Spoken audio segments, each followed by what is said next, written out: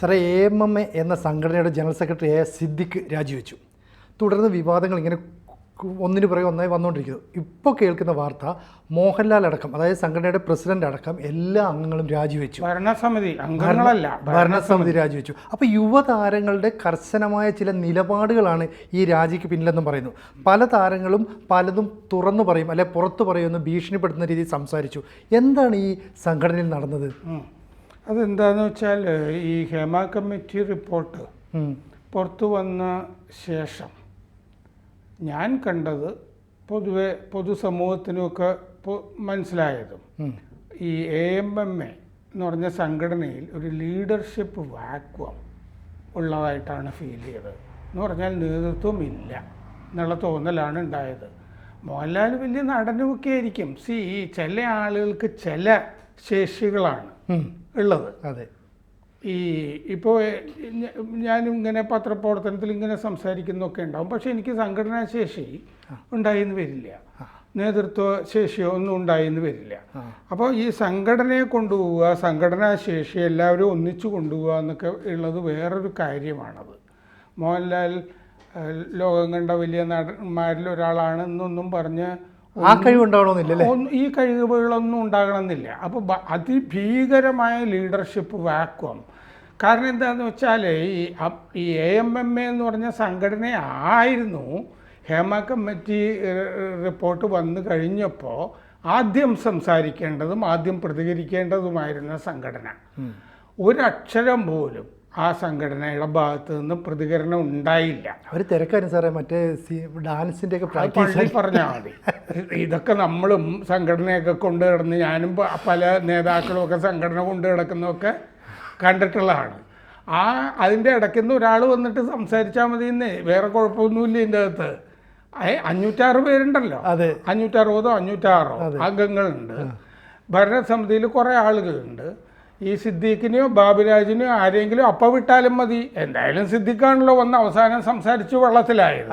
മോഹൻലാലില്ലെങ്കിൽ വേറെ മമ്മൂട്ടി വന്നാൽ മതി. മമ്മൂട്ടി ഡാൻസ് കളിക്കാനോ പാട്ട് പാടാനോ പോകുന്ന ആളല്ലല്ലോ. ആണോ? അല്ല. അപ്പോൾ സ്വാഭാവികമായിട്ട് മമ്മൂട്ടിക്ക് വരാമായിരുന്നു. മനോരമയുടെ മറ്റേ ഒരു ഷോയ്ക്ക് വേണ്ടിയിട്ടാണ്. ഇതൊക്കെ നമുക്കറിയാവുന്നതാണ്. ആ ഷോ നടക്കുന്നുണ്ട് എന്നുള്ളത് നമുക്കറിയാം. ആ സമയത്ത് എന്താണ്, ആ ഒരു വലിയ നടൻ്റെ വീട്ടിൽ ഒരു അത്യാഹിതം ഉണ്ടായാൽ ഇവർ പോവില്ലേ? അതൊന്നും ഒരു ന്യായമല്ല. ഇതൊക്കെ എല്ലാവർക്കും അറിയാവുന്ന ഒരു സംഘടനയ്ക്ക് വെല്ലുവിളി നേരിടുമ്പോൾ ആക്ട് ചെയ്യുക എന്നുള്ളതാണ്. U act and show your leadership എന്നുള്ളതാണ് ആ സമയത്ത് ചെയ്യേണ്ടിയിരുന്നത്. അപ്പോൾ എന്താണെന്ന് വെച്ച് കഴിഞ്ഞാൽ, പല കാരണങ്ങളാണ്. ഞാൻ സംസാരിച്ചു കഴിഞ്ഞാൽ ഇനി അടുത്ത ആരോപണം എനിക്ക് വരുമോ എന്നുള്ള നിലയ്ക്കാണ് ഈ ഭരണസമിതി അംഗങ്ങളിൽ പലരും ഈ സിനിമാ മേഖലയിൽ പെരുമാറിയിരിക്കുന്നത് എന്ന് വന്നു. കാരണം എന്താണെന്ന് വെച്ചാൽ, വന്ന് സംസാരിച്ച ആൾ സിദ്ദിഖിനെതിരെ പണ്ടേ ആരോപണം ഉള്ളതാണ്. ഞാനിവിടെ ഒരു ചർച്ചയിൽ ഈ രേവതിയുടെ പേര് പറയാതെ തന്നെ സിദ്ദിഖിനെതിരെ ആരോപണം ഉണ്ടല്ലോ എന്ന് ഞാൻ പറഞ്ഞാണ്. അടുത്ത ദിവസം ആ കുട്ടി പ്രത്യക്ഷപ്പെട്ടു. ഉറപ്പാണ്. പിന്നെ ബാബുരാജാണ് വരുന്നതെങ്കിൽ ബാബുരാജിനെതിരെ ആരോപണം വരുന്നുള്ളത് ഉറപ്പാണ്. ബാബുരാജ് അല്ലാതെ തന്നെ ഒരു കേസിൽ കുറക്കാലം ജയിലിൽ കിടന്ന ആളാണ്. എന്നിട്ടാണ് അവിടെ നിന്നാണ് ഈ ലോ ഒക്കെ പഠിച്ചത്. അപ്പോൾ പള്ളുരുത്തിക്കാരനാണ്. എനിക്ക് ആ കഥകളൊക്കെ അറിയാവുന്നതുമാണ്. അടുത്ത ഈ ജോയിന്റ് സെക്രട്ടറി അല്ലേ ഈ ബാബുരാജ്, അദ്ദേഹത്തിന് പണി കിട്ടുന്ന അദ്ദേഹം വിചാരിച്ചിരുന്നു എന്ന് തന്നെ അദ്ദേഹം പറഞ്ഞിട്ടുണ്ട് സിദ്ദിഖിന് ശേഷം. അങ്ങനെ ഒരാൾ സംശയിക്കണം എന്നുണ്ടെങ്കിൽ തന്നെ, ഇപ്പം എനിക്ക് പണി കിട്ടുന്നോ നിങ്ങൾക്ക് പണി കിട്ടുന്നോ നമ്മൾ സംശയിക്കുന്നില്ലല്ലോ. അപ്പോൾ എന്തോ ചെയ്തു വെച്ചിട്ടുണ്ട്. പിന്നെ ഒരു പെൺകുട്ടി ആരോപണം ഉന്നയിച്ചു കഴിഞ്ഞപ്പോൾ അദ്ദേഹം തന്നെ ഇത് മൂന്നാറിലെ എൻ്റെ റിസോർട്ടിൽ ജോലി ചെയ്തിരുന്ന കുട്ടി ആയിരിക്കാം എന്ന് തോന്നുന്നു എന്നും പറഞ്ഞു. അദ്ദേഹം തന്നെ പറഞ്ഞു ഇന്ന കുട്ടിയായിരിക്കാമെന്ന്. കാരണം ഈ ഇങ്ങനത്തെ ഒരു ആക്ഷൻ ഇടയ്ക്കിടയ്ക്ക് ആ കുട്ടി ഒരു പോലീസ്, ഇപ്പം മലപ്പുറത്തെ SP ആയിരിക്കുന്ന ശശിധരനോടും ഒക്കെ സംസാരിച്ചിരുന്നതാണ് നേരത്തെ. ആ കുട്ടി ശരിക്കും ഒരു ജൂനിയർ ആർട്ടിസ്റ്റ് അല്ല. ആ മൂന്നാറിൽ ഈ വാടകയ്ക്ക് എടുത്ത ഒരു റിസോർട്ടാണത്, പാട്ടത്തിന് വേറൊരാളുടെ കയ്യിൽ നിന്ന്. അതുമായി ബന്ധപ്പെട്ട എന്തോ വിവാദമുണ്ട്. അയാൾക്ക് കാശ് കൊടുത്തിട്ടില്ല, 40 ലക്ഷം രൂപയോ 60 ലക്ഷം രൂപയോ കൊടുക്കാണ്ടെന്ന് പറഞ്ഞിട്ട് അയാൾ കൊണ്ടുപോയി വേറെ കേസ് കൊടുത്തിട്ടുണ്ട്. അപ്പോൾ ആ റിസോർട്ട് അതിനു മുമ്പുമൊക്കെ ആലുവയിൽ ഈ ബാബുരാജ് വാണി വിശ്വനാഥ് ഭാര്യയുടെ കൂടെ മുമ്പ് വിവാഹിതനാണ് ബാബുരാജ്. അതിലോ മറ്റൊരു കുട്ടിയുടെ കല്യാണം അടുത്ത കാലത്ത് വേറെ നടക്കുകയും ആ മുൻഭാര്യ വരുമൊക്കെ ചെയ്തിരുന്നൊക്കെ കണ്ടതല്ലേ. അപ്പോൾ ആലുവയിലെ വീടും ഒക്കെ വാണി വിശ്വനാഥും ഒക്കെ ആയിട്ട് ഇയാൾ താമസിക്കുന്നതൊക്കെ നമുക്കറിയാവുന്നതാണ്. പിന്നെ എന്താണെന്ന് വെച്ചാൽ നമ്മൾ ഇപ്പോൾ ലീഡർഷിപ്പ് ഇല്ല എന്നുള്ളത് മാത്രമല്ല, മുമ്പും ഇതിന് വലിയ ലീഡർഷിപ്പ് ഉള്ളതായിട്ട് നമ്മൾ കണ്ടിട്ടില്ല. ഇപ്പോൾ യുവനടന്മാരുടെ പ്രതികരണം കൊണ്ടാണ് ഇങ്ങനെ സംഭവിച്ചതെന്ന് നിങ്ങൾ പറഞ്ഞല്ലോ. അതെ, ഉദ്ദേശിക്കുന്നത് പൃഥ്വിരാജിനെയാണ്. പൃഥ്വിരാജ് പച്ചയ്ക്ക് പറഞ്ഞാണ് അമ്മയുടെ ഭാഗത്ത് തെറ്റുണ്ട് എന്ന് പറഞ്ഞു. ഇത് പൃഥ്വിരാജ് നേരത്തെ ഒരു പത്രസമ്മേളനം നടത്തിയിട്ടുണ്ട്. ഹേമ കമ്മിറ്റി റിപ്പോർട്ടല്ല, മറ്റേ നടിയെ എറണാകുളത്ത് നഗരത്തിൽ കാറിൽ കൊണ്ടുപോയിട്ട് പൾസർ സുനി പീഡിപ്പിച്ചല്ലോ, ബലാത്സംഗ കൊട്ടേഷൻ. അന്ന് പൃഥ്വിരാജ് പ്രതികരിച്ച് കഴിഞ്ഞപ്പോഴാണ് മമ്മൂട്ടിയൊക്കെ രംഗത്ത് വരുന്നത്, ഓർക്കുന്നില്ല. അദ്ദേഹം ഒരു ശക്തമായ നിലപാടെടുത്തു. അമ്മ ഇതിൽ നിലപാട് പറയണം, അതാണ് എന്നൊക്കെ പറഞ്ഞിട്ട്. അല്ലാതെ അമ്മ അതിൻ്റെ അകത്ത് ആദ്യം നിലപാട് പറഞ്ഞില്ല.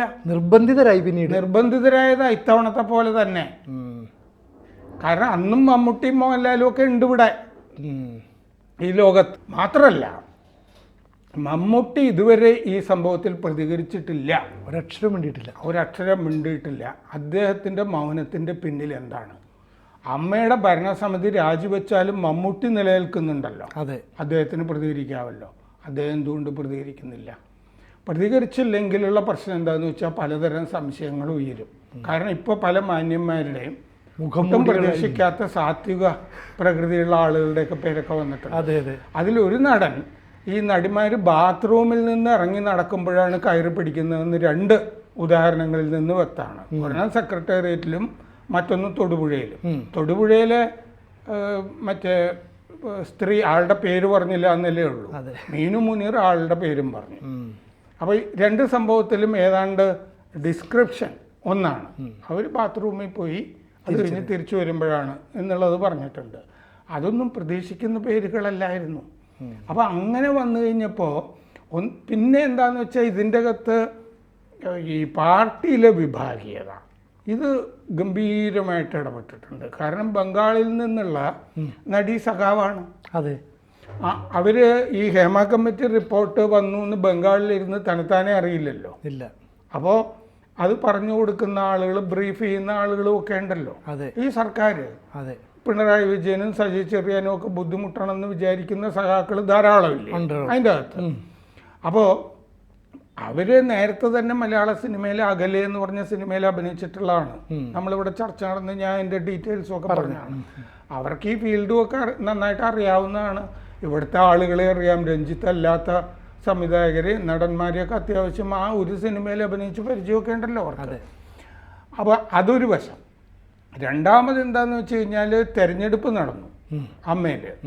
ആ തെരഞ്ഞെടുപ്പ് നടന്നതുമായി ബന്ധപ്പെട്ടിട്ട് ധാരാളം ശീതസമരങ്ങൾ നിലനിൽക്കുന്നുണ്ട് അമ്മയുമായി ബന്ധപ്പെട്ട്. അപ്പോൾ ഇപ്പം നമ്മൾ സംസാരിക്കുമ്പോൾ എന്താ സംഭവിച്ചതെന്ന് വെച്ചാൽ, അപ്പോൾ ഇപ്പോൾ സംഭവിച്ചത് എന്താണെന്ന് വെച്ച് കഴിഞ്ഞാൽ, സത്യത്തിൽ അമ്മയ്ക്ക് ഒരു യോഗം ചേർന്ന് ഒരു നിലപാടെടുക്കാൻ പറ്റുകയില്ലായിരുന്നു ഈ ഹേമ കമ്മിറ്റി റിപ്പോർട്ട് വന്നിരിക്കുമ്പോൾ. നിലപാട് പറയാൻ പറ്റുന്നില്ല. നിലപാട് പറയുക എന്നുള്ളതല്ല, ഒരു മീറ്റിംഗ് കൂടണമല്ലോ നിലപാട് തീരുമാനിക്കാൻ. അങ്ങനെ ഒരു യോഗം ചേരാനുള്ള അവസ്ഥ തന്നെ ഈ AMMA സംഘടനയ്ക്ക് ഇല്ലായിരുന്നു എന്നുള്ളതാണ് വാസ്തവം. എന്നുവെച്ചാൽ സ്വയം കുറ്റം ചെയ്ത. കാരണം എന്താണെന്ന് വെച്ചാൽ മീറ്റിംഗ് ചേരാവുന്ന ദിവസം രാവിലെ ആർക്കെതിരെ ആരോപണം വരും എന്നുള്ള സംശയത്തിൽ നിൽക്കുകയാണ് ഓരോരുത്തരും. ചർച്ച ചെയ്യുന്ന ഓരോ ആളുകൾക്കും മറ്റേ ആളെ പറ്റി ഈ പല നടിമാരും, ഈ മുൻനിര നടിമാരൊന്നും രംഗത്ത് വന്നിട്ടില്ലല്ലോ. പല കഥകളും ഇതിൻ്റെ അകത്ത് കഥകൾ, ഷെയറിങ്, ഈ വക കാര്യങ്ങളൊക്കെ അറിയാവുന്ന കാര്യങ്ങൾ നമുക്കറിയാമെങ്കിൽ പിന്നെ നടന്മാർക്കും നടിമാർക്കും ഇഷ്ടം പോലെ അറിയില്ലേ. അപ്പോൾ അതുകൊണ്ടൊരു ചർച്ച നടക്കുമ്പോൾ ഒരാളൊരു വാചകം പറഞ്ഞു കഴിഞ്ഞാൽ എതിരാരോപണം വരുന്ന വിധത്തിലാണ് സംഗതികളുടെ കിടപ്പ്. ഇപ്പോൾ എല്ലാ മേഖലയിലും കഴിഞ്ഞ ദിവസം ടോവിനോ തോമസ് വന്ന് ചോദിക്കുകയാണ്, നിങ്ങളുടെ മാധ്യമ രംഗത്തില്ലേ ആരോപണം വന്ന ആളുകൾ വേറെ മാധ്യമങ്ങളിൽ ജോലി ചെയ്യുന്നില്ലേ ചോദിച്ചു. ഇന്ന് പത്മപ്രിയ എഴുതിയ ഒരു ലേഖനത്തിൽ മറ്റ് രംഗങ്ങളുമായിട്ട് ഒരു കമ്പാരിസണും സിനിമാ മേഖലയ്ക്ക് ഇല്ല എന്ന് പറഞ്ഞിട്ടുണ്ട്. ഇത് തന്നെയാണ് എൻ്റെ മനസ്സിലും ഉണ്ടായിരുന്നത്. അങ്ങനെ പറഞ്ഞു അല്ലേ? പറഞ്ഞിട്ടുണ്ട്. കാരണം എന്താണെന്ന് വെച്ചാൽ വേറെ ഏതെങ്കിലും മേഖലയിൽ ബലാത്സംഗത്തിന് കൊട്ടേഷൻ കൊടുത്തിട്ടുണ്ടോ? ഒരിക്കലുമില്ല. എത്രമാത്രം വൃത്തികേടാണ് ഇവിടെ നടക്കുന്നതെന്ന് ആലോചിക്കുക. എന്നിട്ട് അതിനെ സംബന്ധിച്ചിട്ടൊരു നിലപാടെടുക്കാതിരിക്കുക. ഹേമ കമ്മിറ്റി റിപ്പോർട്ടിനെ സംബന്ധിച്ച് ക്ലീനായിട്ട് മോഹൻലാലിന് ആശുപത്രിയിലോ അസുഖമോ വേറെ ആളുകൾക്ക് വന്നിട്ട് പറയാമല്ലോ.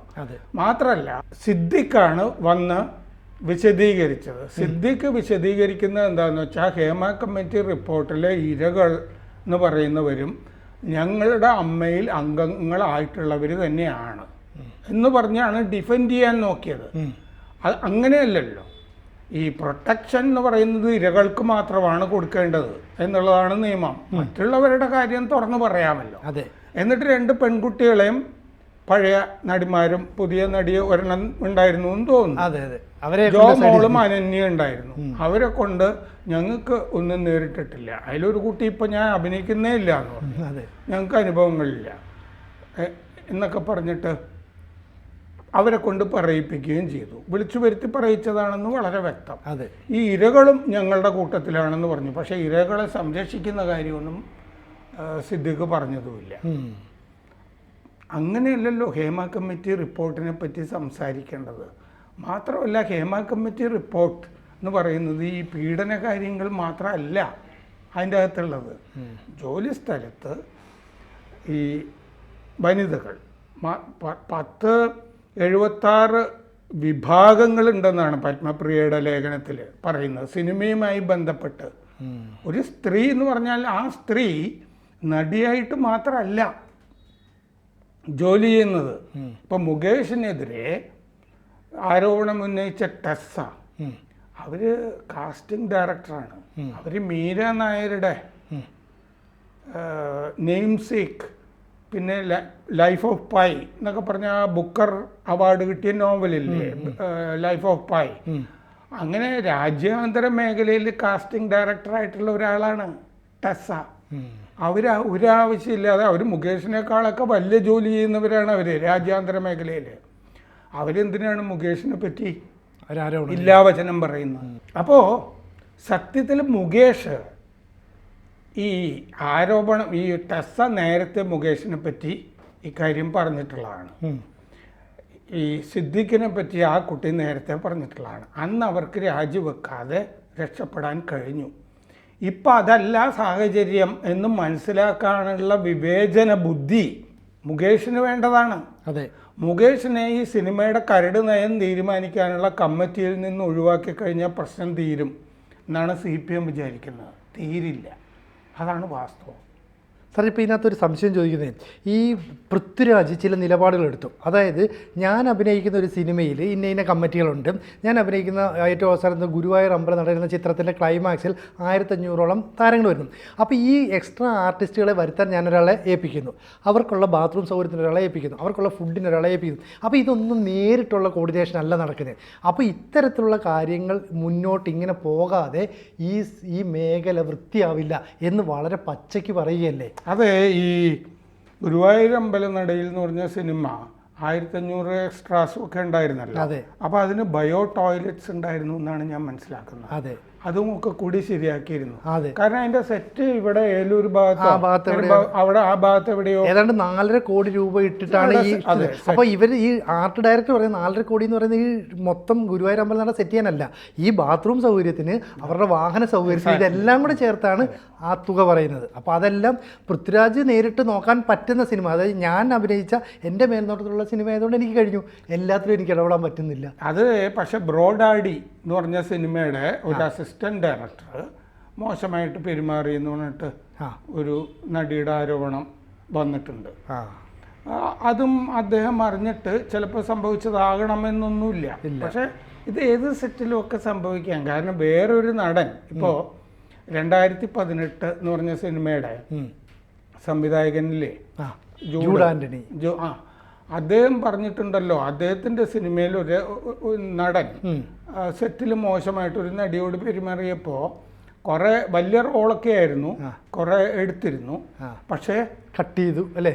ഈ നടനെ കട്ട് ചെയ്തു, അത് നിങ്ങൾക്ക് സിനിമ കാണുമ്പോൾ തന്നെ മനസ്സിലാകാം എന്ന് അദ്ദേഹം പറഞ്ഞിരുന്നു. അപ്പോൾ എന്താ സംഭവിക്കുന്നതെന്ന് വെച്ചാൽ, ഈ അമ്മ എന്ന് പറഞ്ഞാൽ AMMA, അതെ, അമ്മ എന്ന് പറയാൻ പല ആളുകൾക്കും ബുദ്ധിമുട്ടുണ്ട്. കാരണം അതൊരു അമ്മ ചിറകിൻ്റെ അടിയിൽ ഒളിപ്പിക്കുന്നത് പോലെ മക്കളെ സംരക്ഷിച്ചില്ല. കാരണം ഇരകളും ഞങ്ങളുടെ സംഘടനയിൽ അംഗമാണ് എന്ന് പറയുന്നുണ്ട്. എങ്കിലും സിദ്ദിഖ് ഇപ്പോൾ ആ മീനു മുനീർ എന്ന് പറഞ്ഞ നടി പറഞ്ഞത് എന്താണ്, അവർക്ക് 3 സിനിമയിൽ അഭിനയിച്ചിട്ടുണ്ടെങ്കിൽ അമ്മയിൽ അംഗമാകാമെന്നാണ്. ഇവര് ഇത്രയും ഒക്കെ സിനിമയിൽ അഭിനയിച്ചിട്ട് അമ്മയിൽ അംഗമാക്കിയില്ല. ഈ പവർ ഗ്രൂപ്പ് എന്ന് പറയുന്ന ആള്, മുകേഷ് ഉൾപ്പെടെയുള്ള ആളുകൾ സമ്മതിച്ചില്ല. വെട്ടി, മണിയൻ പിള്ള രാജു, ഇങ്ങനെ അവർ പറഞ്ഞ പേരുകളുള്ള ആളുകൾ വെട്ടിക്കളഞ്ഞു ഇവരെ. അതിൽ നിന്നാണ്. അപ്പോൾ പവർ ഗ്രൂപ്പ് എന്ന് പറഞ്ഞൊരു സാധനം ഉണ്ട് എന്നുള്ളത് പൃഥ്വിരാജൻ സമ്മതിക്കുന്നുണ്ട്. അതെ, എനിക്ക് അനുഭവമില്ലെങ്കിലും അനുഭവമുള്ള ആളുകൾ തുറന്നു പറഞ്ഞത് കൊണ്ട് അങ്ങനെ ഒരു സംഭവം എക്സിസ്റ്റ് ചെയ്യുന്നുണ്ട്. അപ്പോൾ അങ്ങനെ വന്നു കഴിഞ്ഞപ്പോൾ ഈ മേൽക്കോയ്മ ചിലർക്കുള്ള ഈ ഏകാധിപത്യ പ്രവണതയുള്ള ചില ആളുകളുടെ ഒരു കൂട്ടമാണ് ഈ ഭരണസമിതി എന്ന് വന്നു, AMMയുടെ. അത് ഈ മുകളിൽ നിന്ന് ഈ ആളുകൾ കൊഴിഞ്ഞു തുടങ്ങിയപ്പോൾ തന്നെ അത് വളരെ വ്യക്തമായിരുന്നു. ഈ ഭരണസമിതിക്ക് രാജിവെക്കുക എന്നുള്ളതല്ലാതെ വേറൊരു മാർഗമില്ലായിരുന്നു എന്നുള്ളതാണ് വാസ്തവം.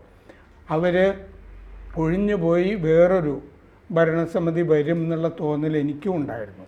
കാരണം എന്താണെന്ന് വെച്ചാൽ, ഇതിൻ്റെ നേതൃത്വത്തിൽ വനിതകൾ വേണ്ടതാണെന്നുള്ള അഭിപ്രായം പൃഥ്വിരാജും പറഞ്ഞിരുന്നു. അതെ, അത് ശരിയുമാണ്.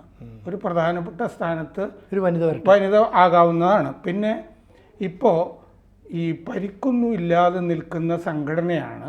ഇടയ്ക്ക് ഇവർ ഒതുക്കാൻ ശ്രമിച്ചെങ്കിലും എന്താണ് women's WCC collective women's collective in cinema, അതെ, അവർ കുറേയും കൂടി ബോൾഡായി മാത്രമല്ല പ്രസക്തിയുള്ളൊരു സംഘടനയായി തീരുകയാണ് ചെയ്തത്. അതെ, ഈ ഹേമ കമ്മിറ്റി റിപ്പോർട്ട് വരുന്നത് തന്നെ അവരുടെ ശ്രമഫലമായിട്ടാണ്. അപ്പോൾ ആ കളക്റ്റീവിനെ ഒതുക്കാൻ ശ്രമിക്കുകയല്ലാതെ ആ കളക്റ്റീവിനെയും കൂടി ഇണക്കി ചേർത്ത് കൂടെ നിർത്തി ആണ് AMMA പോകേണ്ടിയിരുന്നത്. ഞങ്ങൾ ഇരകൾക്കൊപ്പമാണ് എന്നവർ പറയുന്നത് സത്യമാണെങ്കിൽ, അങ്ങനെയൊന്നുള്ളൊരു ശ്രമം ഉണ്ടായിരുന്നില്ല എന്ന് മാത്രമല്ല, ഈ പീഡകരുടേതായ ഒരു ഭരണസമിതിയാണ് എന്ന് വന്നു. കാരണം സെക്രട്ടറിയും ജോയിൻറ്റ് സെക്രട്ടറിയും ഒക്കെ ഈ ആരോപണത്തിൻ്റെ കരിനിഴലിലായി.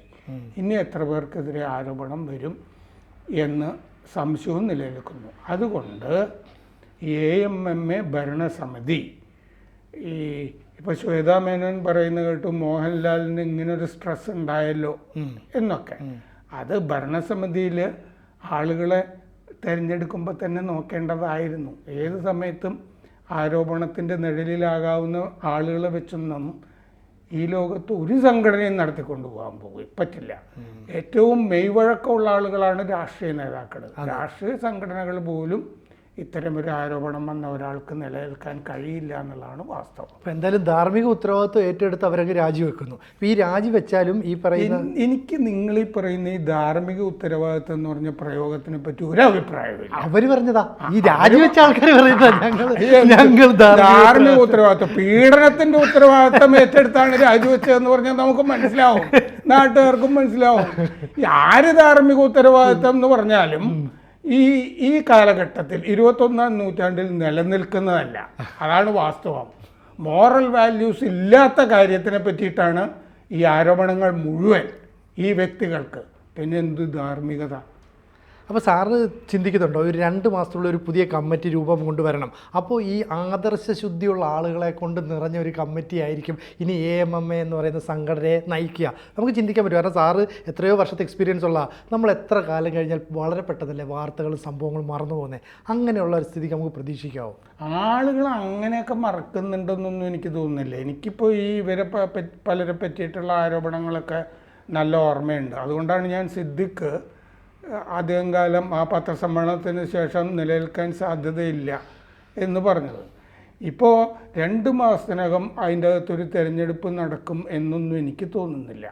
നിർഭാഗ്യമാണ്. എന്താണെന്ന് വെച്ച് കഴിഞ്ഞാൽ ഹേമ കമ്മിറ്റി റിപ്പോർട്ട് വന്നിട്ട് ഈ ശരിക്കും നേതൃത്വം ഏറ്റെടുക്കേണ്ടിയിരുന്നൊരു സംഘടന ഇല്ലാതായി കൊഴിഞ്ഞു പോകുന്ന ഒരു ദൃശ്യമാണ് നമ്മൾ കാണുന്നത്. ഭരണസമിതി ഇല്ല എന്ന് പറഞ്ഞാൽ സംഘടന ഇല്ല എന്നല്ലേ ഉള്ളൂ, അംഗങ്ങൾ മാത്രമല്ലേ ഉള്ളൂ. പിന്നെ ഒരു തെരഞ്ഞെടുപ്പ് നടക്കാം അവിടെ. അപ്പോൾ ഈ ടൈൻറ്റഡായ ആളുകൾ, നിഴലിൽപ്പെട്ട ആളുകൾ മത്സരിച്ചില്ല എന്നൊക്കെ വരാം. ഇപ്പോൾ ജഗദീഷോ പൃഥ്വിരാജോ പാർവതി തിരുവോത്തിനെ പോലുള്ള ആളുകളോ അവരൊന്നും ഇതിൻ്റെ അകത്തുണ്ടാവില്ല. പക്ഷേ അത്തരം ഒരു ആളുകൾ ഇതിൻ്റെ ലീഡർഷിപ്പ് ഇപ്പം ഏറ്റെടുക്കാൻ ധൈര്യപ്പെടുമോ? അതാണ് എന്നെ സംബന്ധിച്ചിട്ടുള്ള സംശയം. അതുകൊണ്ട് ഈ നിഴൽ പൊരുളാത്ത ആളുകൾ, കാരണം അവർ ഏറ്റെടുത്താലും പിന്നെയും നിഴലുമായിട്ട് നടക്കുന്ന ആളുകൾ വേറെ അതിൻ്റെ അകത്തുണ്ടാവും. അതുകൊണ്ട് ഞാൻ 2 പേരുകൾ മുന്നോട്ട് വെക്കട്ടെ. പൃഥ്വിരാജും ജഗദീഷും ഇതിൻ്റെ നേതൃത്വത്തിൽ വരാൻ യോഗ്യരായ ആളുകളാണ്. പക്ഷേ അവർ വരുമോ? അതിൻ്റെ ഉത്തരത്തിനെ ആശ്രയിച്ചിരിക്കും പുതിയ ഭരണസമിതിയുടെ രൂപവൽക്കരണം. നമുക്ക് കാത്തിരിക്കാം. കൂടുതൽ വാർത്തകളും വിശേഷങ്ങളും നിങ്ങളിലേക്ക് എത്താൻ ABC മലയാളം സബ്സ്ക്രൈബ് ചെയ്യുക, ബെൽ ബട്ടണും അമർത്തുക.